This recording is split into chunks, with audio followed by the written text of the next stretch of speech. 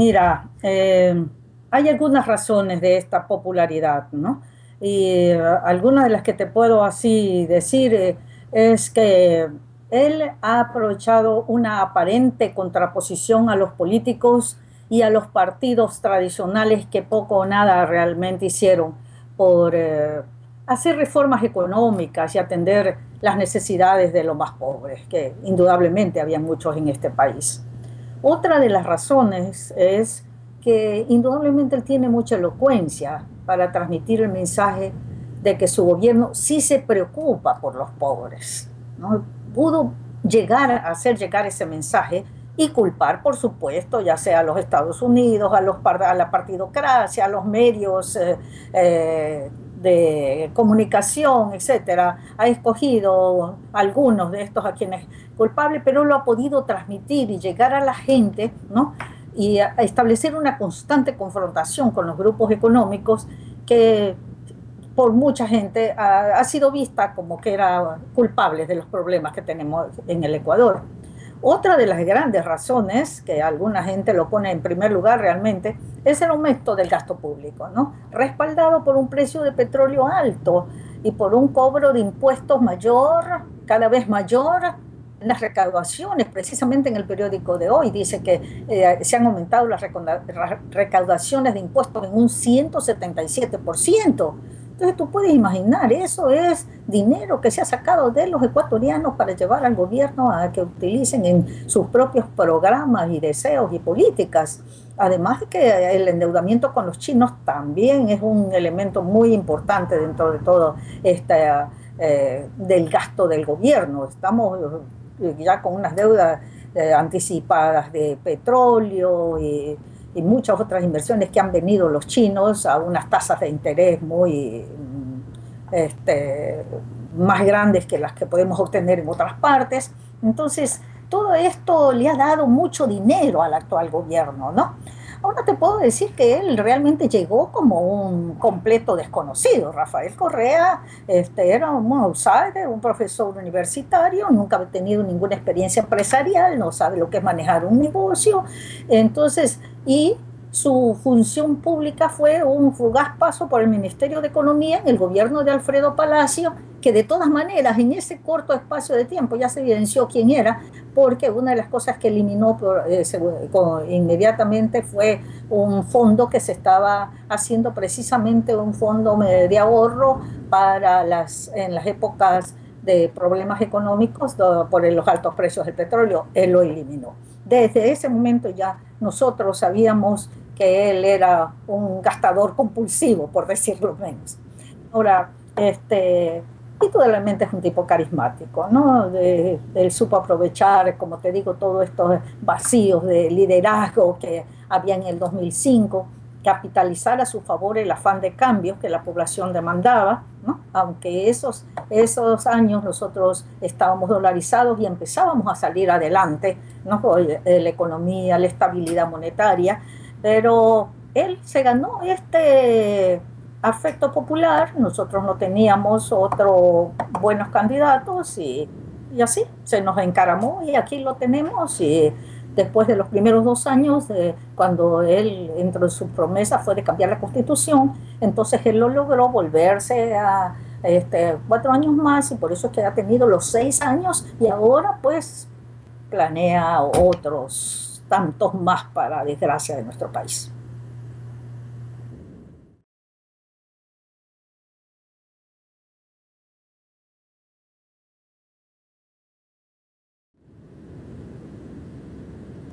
Bueno, si tú escuchas esas propagandas diarias que nos envían, nosotros vivimos en un avatar maravilloso, en algo increíble, pero la realidad es que seguimos siendo una economía primaria, exportadora, que depende en mayor parte del gasto público, de lo que, eh, comparado con los gobiernos anteriores, el gasto del gobierno representa ahora un 50% del Producto Interno Bruto. O sea, seguimos esta economía donde el impulsor del desarrollo, entre comillas, es realmente el gobierno, expulsando, ¿no? Crowding out lo que es la actividad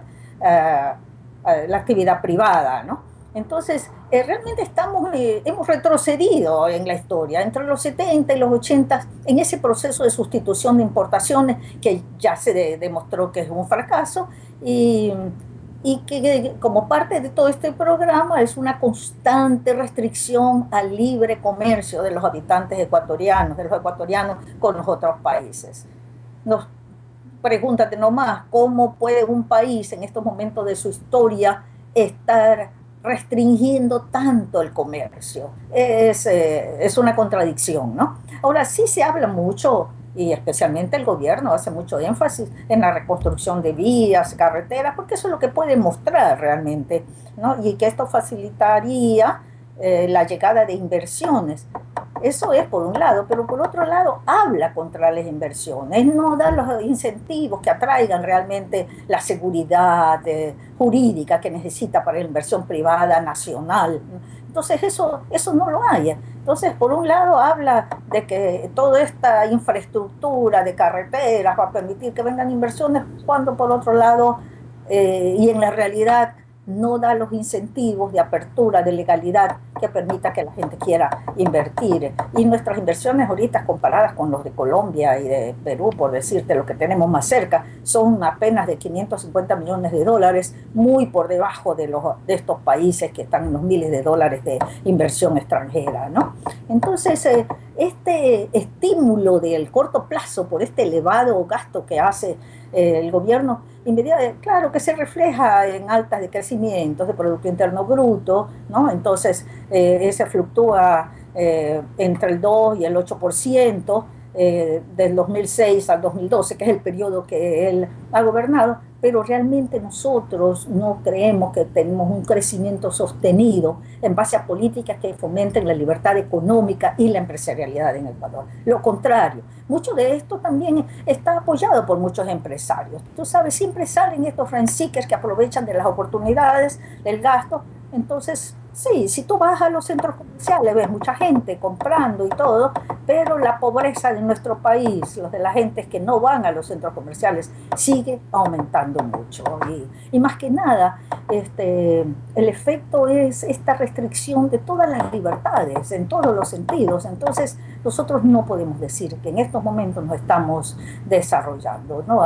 El continuo aumento de aranceles, de impuestos, regulaciones para la entrada de productos importados. Bueno, en general, la libertad, que es ese bien tan preciado, que es el que impulsa realmente la prosperidad de los pueblos, ha disminuido totalmente. Entonces, yo te puedo decir que en ese sentido, aunque aparentemente las cifras del incremento del Producto Interno Bruto y del crecimiento económico sea bueno para la propaganda gubernamental, la realidad es muy distinta.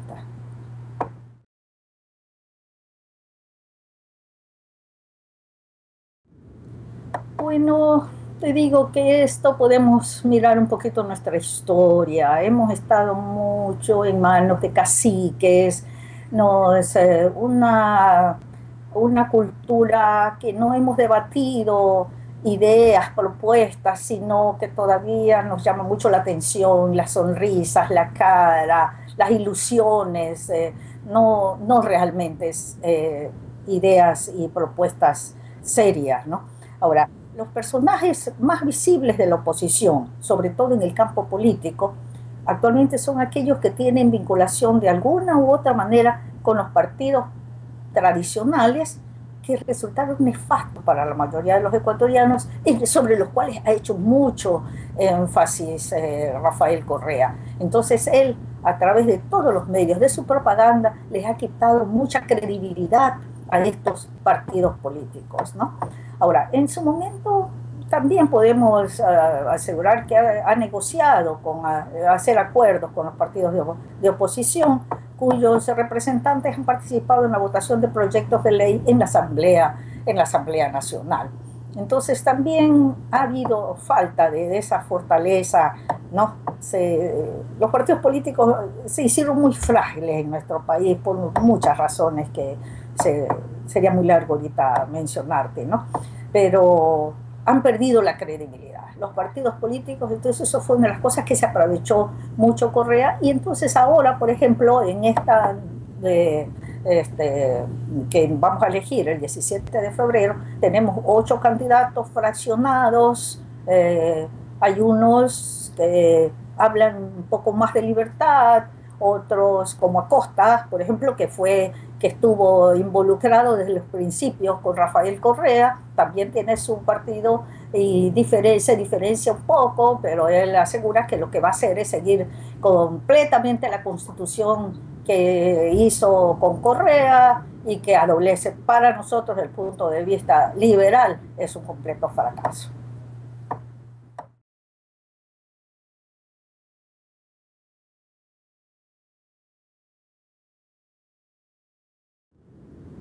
Indudablemente, indudablemente, pero tendríamos que tener un Ecuador distinto, donde realmente se hablen de ideas, de programas, de proyectos, ¿no? Entonces, no solo de estas... eh, se ha hablado, ¿no? Se ha hablado de alianzas para que hayan elecciones primarias, hubiera sido tan increíble si hubiéramos seguido un proceso como que siguieron los venezolanos, que los miramos con envidia, cómo lograron hacer sus primarias y salió Capriles y lograron a llegar finalmente, ¿no?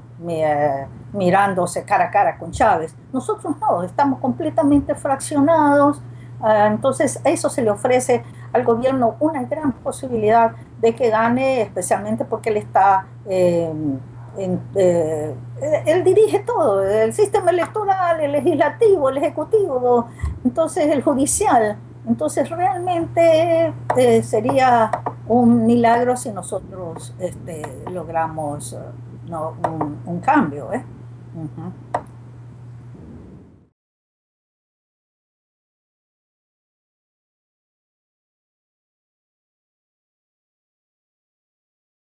Sí, no, no, definitivamente. En ese respecto, las instituciones republicanas han perdido completamente su independencia.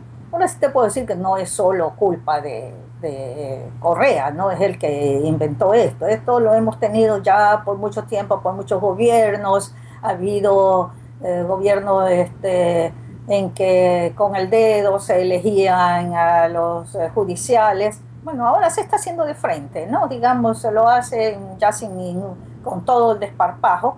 Entonces, todo esto ha incrementado este poder que tiene, este poder totalitario que tiene Rafael Correa. Y él lo ha reconocido, él ha llegado a decir que él es el jefe en todo el Estado ecuatoriano, no solo del Poder Ejecutivo. Entonces, por eso es que tengo esta sensación realmente, esta posibilidad que tú me preguntas de esta posibilidad de fraude con la manipulación de los resultados, aunque los partidos políticos que están ahorita liderando el proceso de oposición han invertido recursos en capacitar a su gente, tener la mayor cantidad de personas disponibles para que cuiden los votos en las juntas receptoras a nivel nacional. Y también se habla de la presencia de medios que estén representadas en las actas en cada mes electoral, en estas juntas receptoras del voto.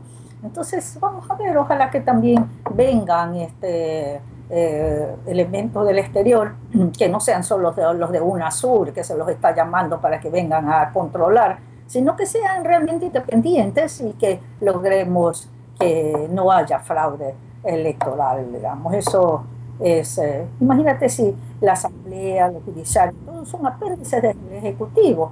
Entonces hay pocas oportunidades que no se fiscalicen todas estas cuestiones. Así que realmente el fraude electoral es un gran temor de la ciudadanía. Sí, lo que yo soy muy esperanzada. No suena que uno sea muy negativo, pero la historia nos dice que estos modelos fracasan y se caen.